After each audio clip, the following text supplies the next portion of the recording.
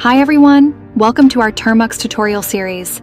In this series, we'll guide you through the basics and advanced usage of Termux, a powerful terminal emulator for Android. Step 1. First things first, you'll need to install Termux on your Android device.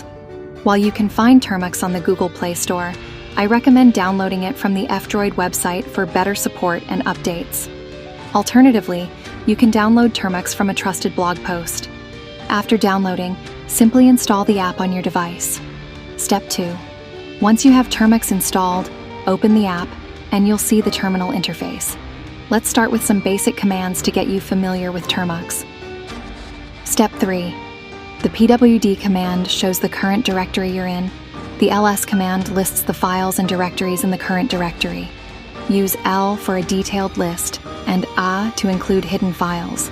The cd command changes the current directory. Use cd to move up one directory level. Create a new directory with the mkdir command.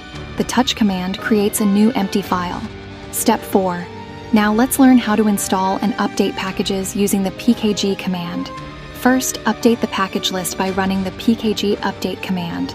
To upgrade all installed packages to their latest versions, use the pkg upgrade command. To install a new package, use the install option followed by the package name. For example, to install the Nano text editor, you would use pkg install nano. To remove an installed package, use the uninstall option with the package name, like pkg uninstall nano. If you're unsure about the exact name of a package, you can search for it using the pkg search command. Conclusion: that's it for the basics. You've learned how to navigate the Termux interface, perform basic file operations, and manage packages. In the next tutorial, we'll dive deeper into more advanced commands and usage scenarios. If you found this video helpful, please like, subscribe, and hit the notification bell so you don't miss our next video. Thanks for watching.